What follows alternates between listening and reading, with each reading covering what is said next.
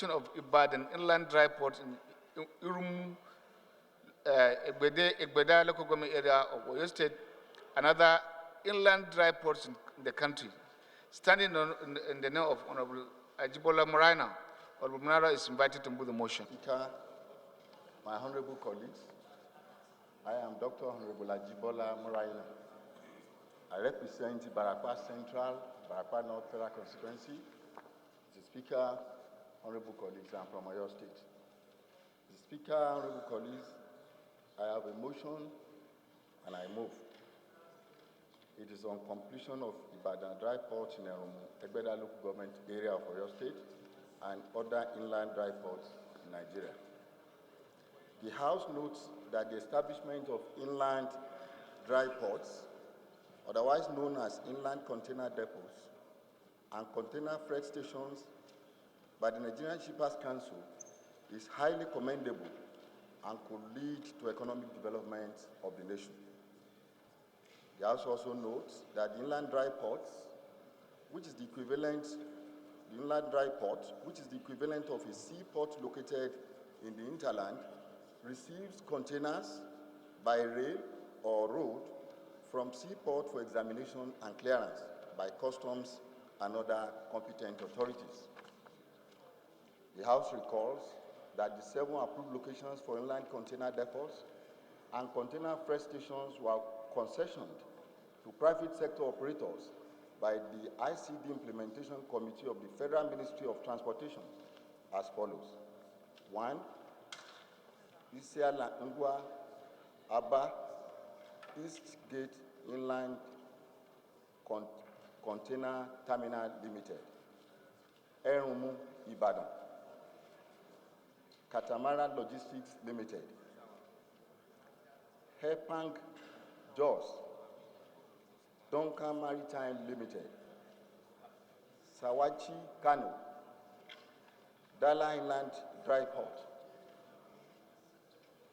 Samfarawa Funtual, Equatorial Marine Limited, Jauri Maiduguri, Mikfor Nigeria Limited, ICNL Kaduna, already commissioned.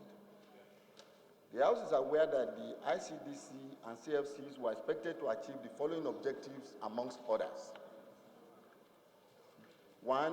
Bringing shipping services to the doorsteps of shippers across the nation.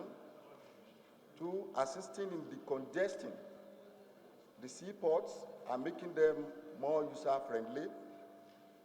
3. Providing the impetus to revive and modernize the railway as a primary mode for long-distance haulage. The House is concerned that besides the Kaduna Inland Dry Port, which was recently commissioned by the President, that is President Buhari in January 2018, other dry ports projects are yet to be completed by the concessionaires due to poor funding and slow pace of work in most of the inland ports, and this is worrisome. The House is convinced that the completion of these seaports will stop the diversion of cargo to neighboring countries, which is depriving the country of the much-needed revenue and will also generate employment for Nigerians, as in communities where those inland dry ports are sited, and will further reduce the congestion being experienced at Lagos ports and the gridlock on the Apapa Road. The House believes there is need to develop inland dry ports in the hinterlands of the country, and with the storage facilities in the ports, exporters will be provided the much-needed facilities to process, package, consolidate, and forward their exports to their customers all over the world.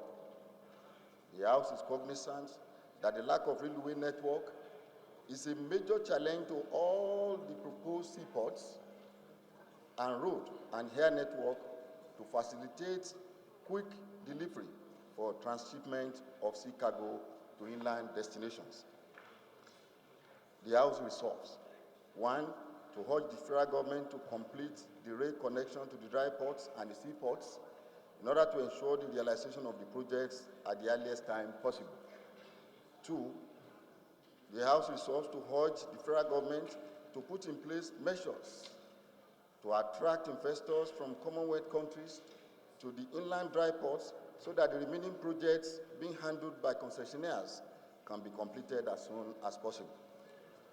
3, the House further resolves to further urge the Federal Ministry of Works and Housing to complete the dualization of Lagos-Ibadan Egbed Road to prepare for the takeoff of the Ibadan inland dry port, since